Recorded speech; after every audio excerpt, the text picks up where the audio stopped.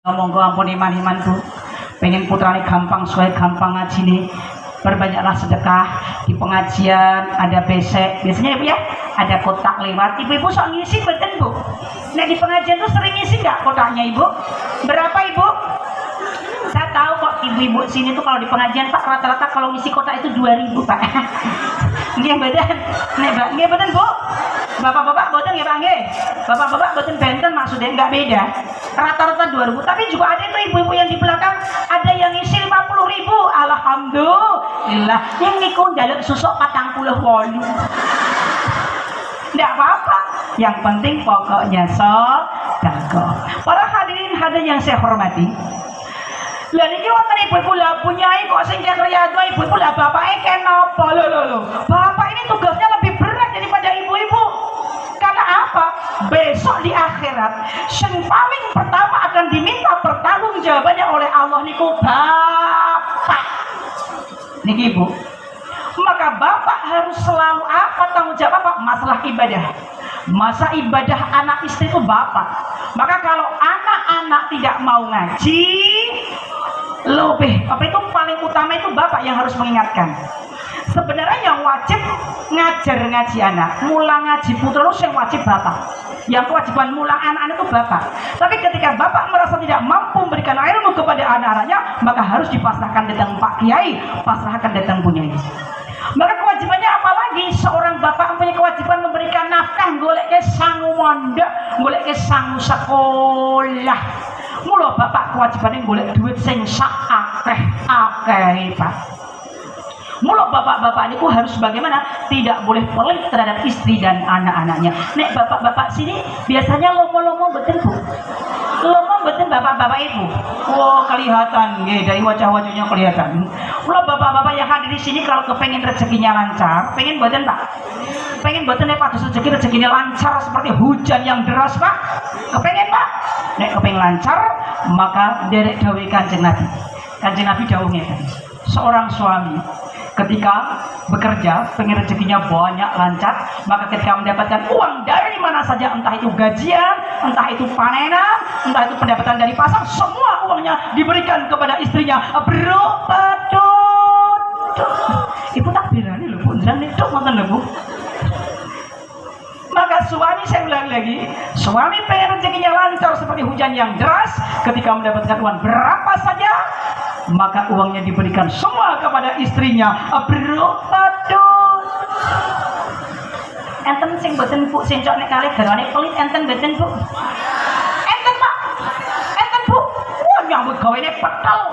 Esok tekan sore tenanan ngasih kantongnya juga penuh. Tapi ketika dimintai istri anak-anaknya, Pak, minta uangnya Pak, ini mau ngirim anak di pondok randetit. Enten boten sing ngoten iku Bu. Pak, berasnya habis, belanjaannya habis, minta uang Pak buat beli beras randetuwe. Pak, kondangan banyak Pak, minta dibantu untuk kondangan sana sini banyak Pak, ini bulan ini Pak, minta sedikit aja Pak uangnya randetuwe. Diminta anak istri bilangnya tidak punya uang, tapi ketika dimintai Sri Randaneyanto, nyoh, ini bahasa Jawanya, nyahnya tahu betul Pak Wakil Bupati? Nyoh, wah, weh, ecal,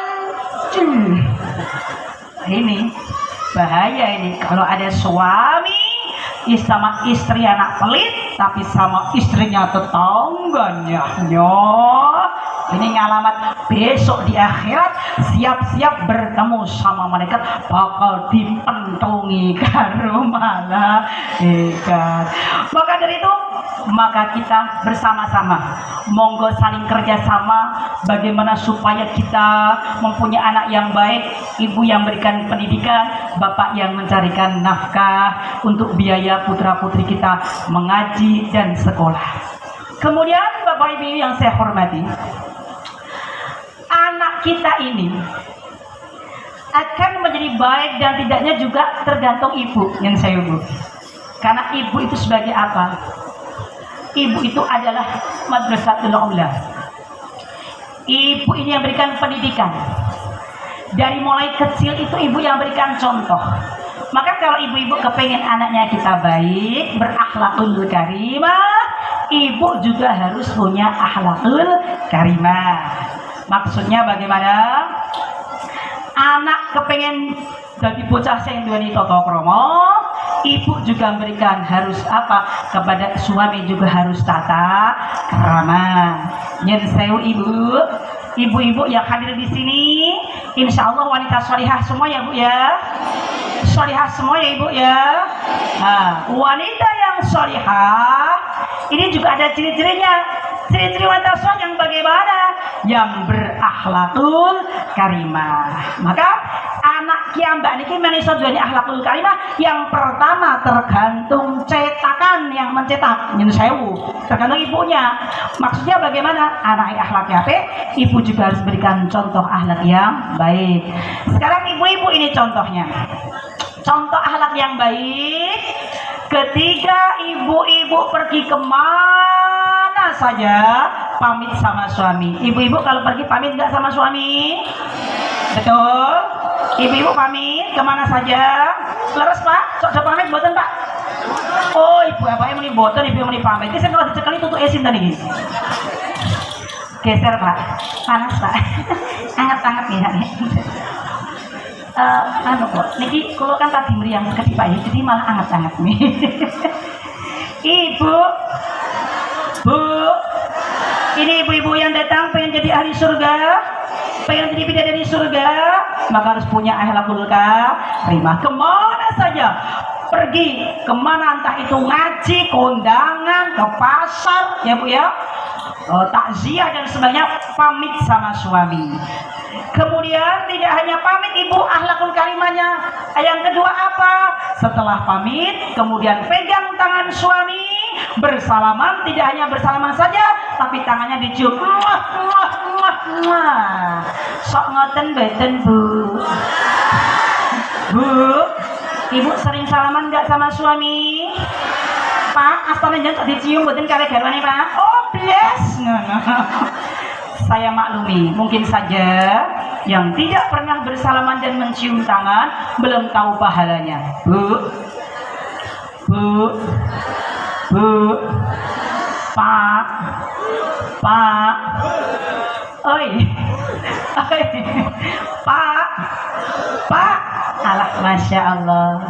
Niki, kulon jenengan sedaya mangertosi bahwasanya ternyata ketika tangan seorang istri menempel pada tangan suami, begitu tangan kita ini ibu nggih, tangan istri menempel pada tangan suami, ala ibu urun muni plek ngoten lho Pak. Urun muni plek ngoten Pak. Niki kan basa plek mboten nggih? Ngoten nggih? Plek ngoten nggih? Yang kompak lanjut mboten Ibu? Lanjut mboten Bapak? Nek lanjut konsen. Lihat Bu. Ketika tangan seorang istri menempel pada tangan suami, saqatat dunubahu min khilalin asabi'ihim, maka dosa-dosa kula panjenengan sedaya rontok lewat sela-sela driji. Allahumma